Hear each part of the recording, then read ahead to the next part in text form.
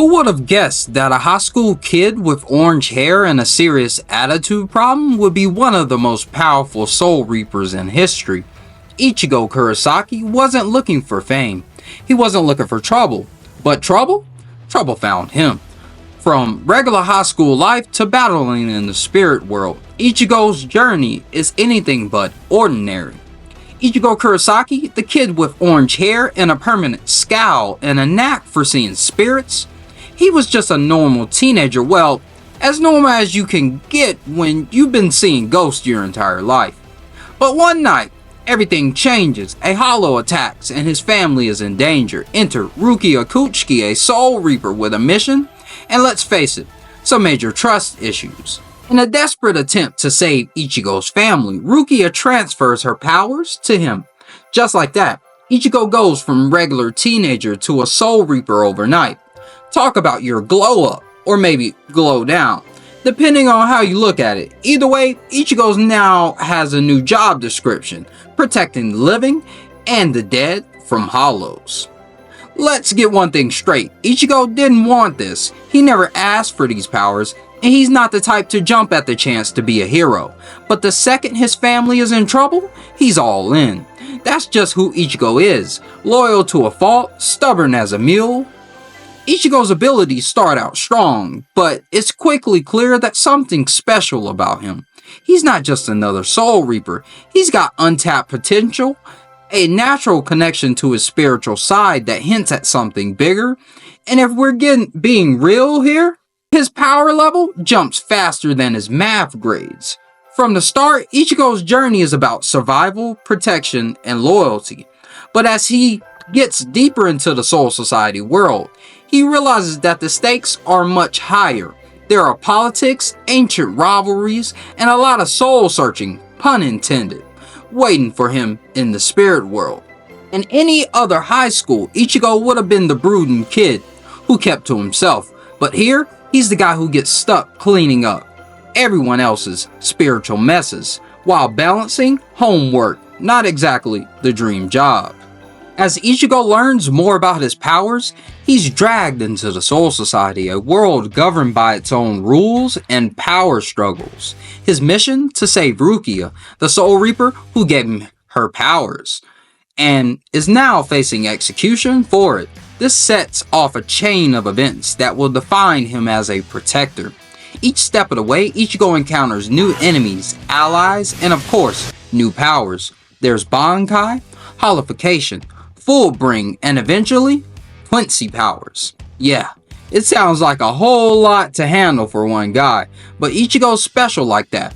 Every new power he unlocks takes him deeper into the mystery of his own identity. But Ichigo's greatest enemy isn't Aizen or any other big bad. It's the part of himself that he doesn't understand, his inner hollow. This other half represents Ichigo's darkest impulses, his rage, and his fear.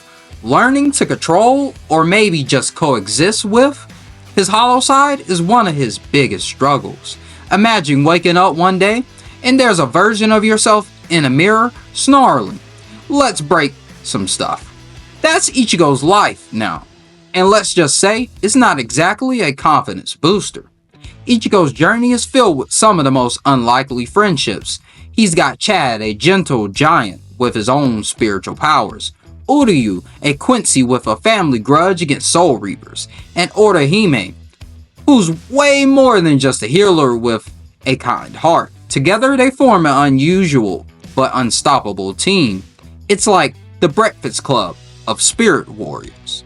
Just when Ichigo thinks he's figured things out, he uncovers a shocking truth about his own lineage. Turns out, he's not just a Soul Reaper. His mother was a Quincy, a powerful and rare spirit warrior clan.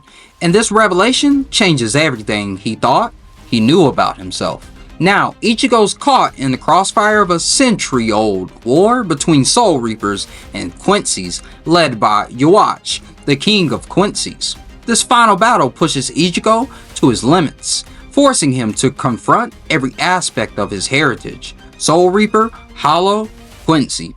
Ichigo's journey comes full circle in the battle with Yuach.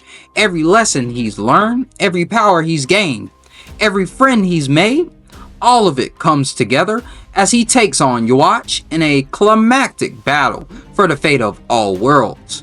This isn't just about power, it's about purpose, loyalty, and the responsibility of carrying a legacy that began long before him. By this point, Ichigo's got more titles than he knows what to do with. High School Kid, Substitute Soul Reaper, Hollow, Quincy, Hero, Son, Friend, and the list keeps growing. At this rate, he's gonna need his own personal assistant to keep it all straight.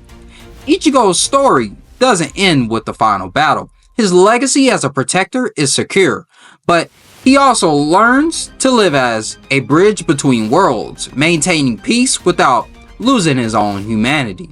He's not just a Soul Reaper or a Quincy. He's Ichigo, a hero who embraces every part of himself, and that's what makes him one of the most beloved characters in anime. So, where does Ichigo Kurosaki go from here? With every journey he's faced, every battle he's fought, he's become more than just a Soul Reaper, more than a protector. He's a symbol of resilience, loyalty, and most of all, balance. As long as there's trouble in the spirit world, you can bet Ichigo will be there. Ready to dive back in? Ready to dive back in. So if you guys like this video, make sure you like, comment, and subscribe, and share my video, and hit that bell icon so you don't miss another anime recap or character deep dive. Seemlytuber out. Peace.